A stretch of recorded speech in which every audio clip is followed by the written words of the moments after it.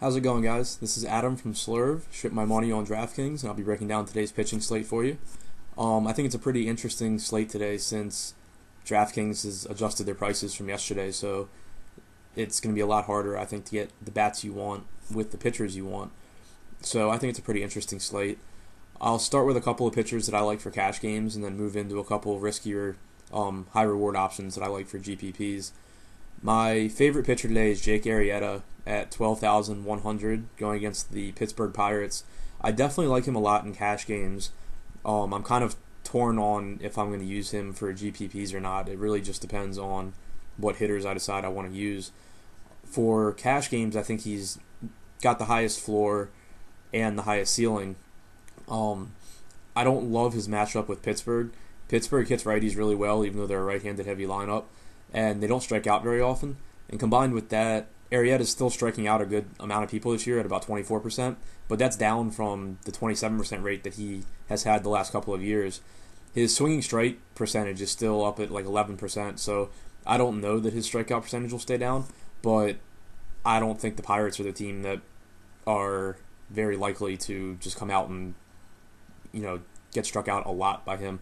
So that's kind of the reason that I'm torn on him in GPPs also. Like, I think he'll have a good start, but if he's going to strike out like six guys, then I think there are other guys on the board where you can save a lot of money and get, big home run hitters for your tournaments, as opposed to, cash games. You can roster him and then fill in with, good value plays once lineups come out.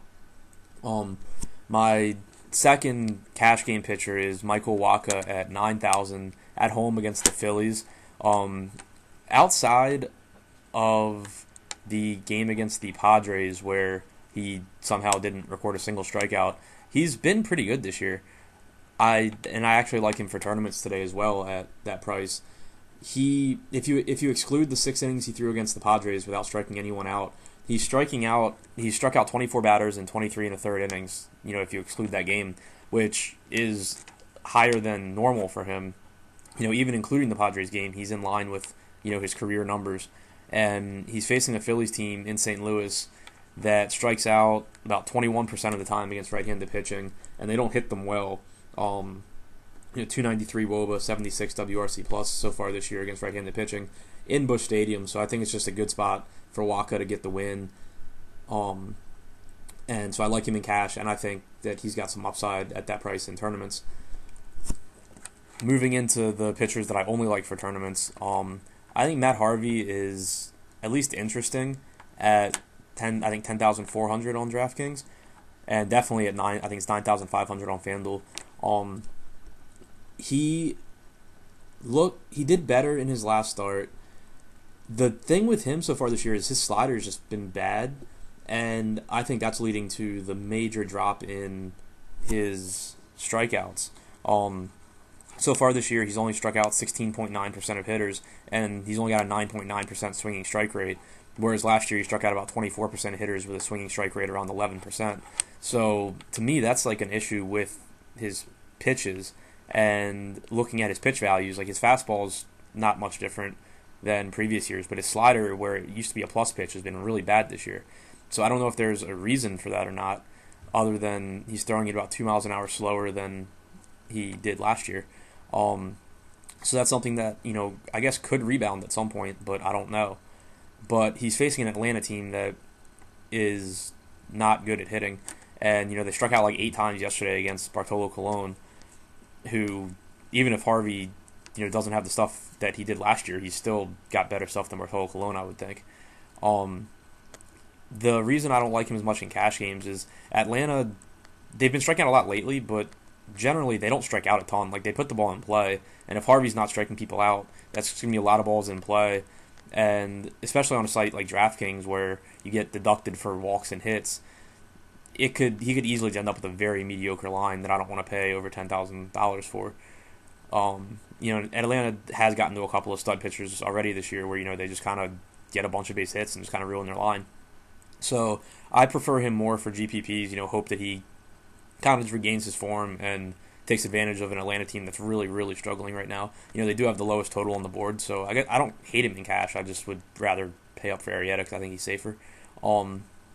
but I definitely think that he's at least got some upside there in tournaments if you don't want to pay all the way up for Arrieta.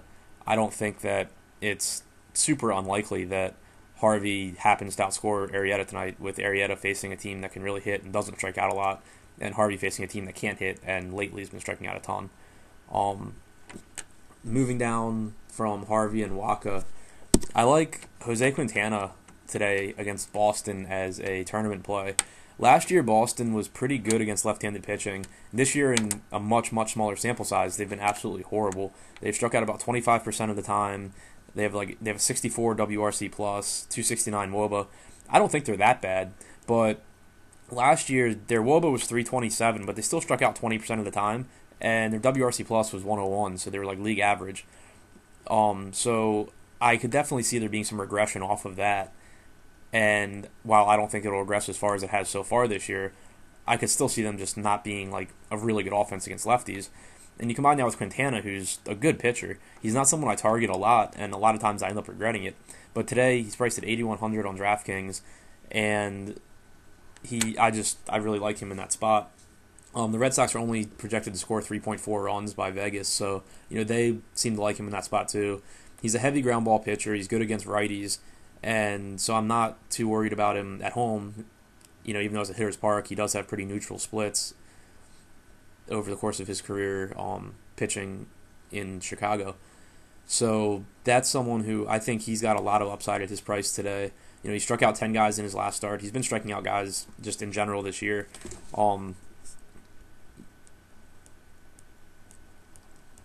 So he's just someone that I think has some upside. And then a very risky play, but it's someone that the more I look at him, the more I'm actually starting to believe in him, even though it took me a while, is Chris Tillman at 6,200 against the Yankees. I haven't rostered him yet this year just because, as an Orioles fan, I'm used to seeing him be really good for a couple starts and then just be very, very hittable again. But there are a couple things that this year really stand out to me.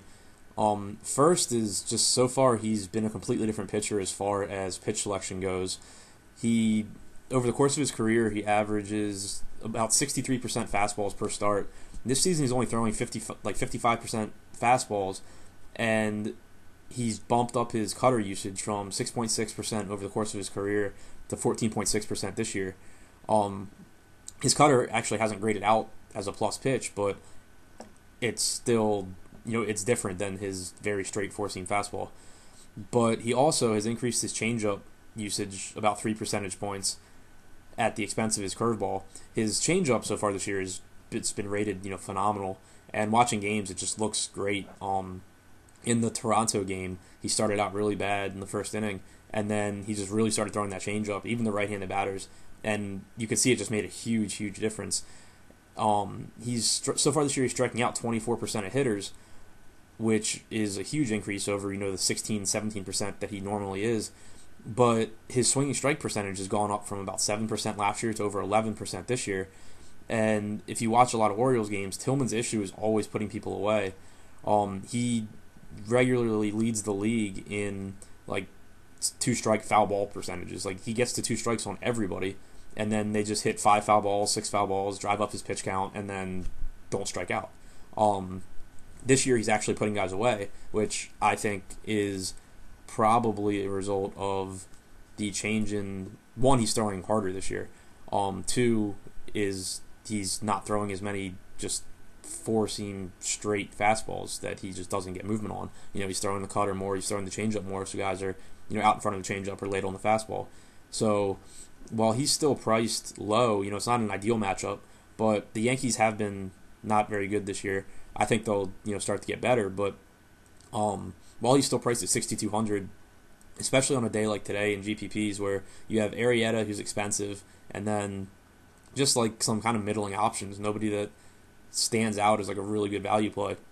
I think at 6,200 he's priced really, really well to just hope for the best, hope that he keeps up what he's doing, given that there are noticeable changes in his approach this year that make me think that his increased success could be sustainable. So those are I like Arrieta and Waka for cash, and then for GPPs, I like Arrieta depending on how you feel about Tillman and what bats you want to use. Waka, Harvey, and then Quintana, Tillman. Now the batters that I want to target, I said this yesterday, and I'll probably do the same thing today. There's just a handful of games that I really like, and I'll probably try and just figure out which teams are going to be the sneakiest. Yesterday it ended up like coming up on lock. It was just like nobody was talking about the Astros, so I ended up increasing Astros exposure a lot, which obviously didn't really work out, but I'll take the ownership levels I got them at every day.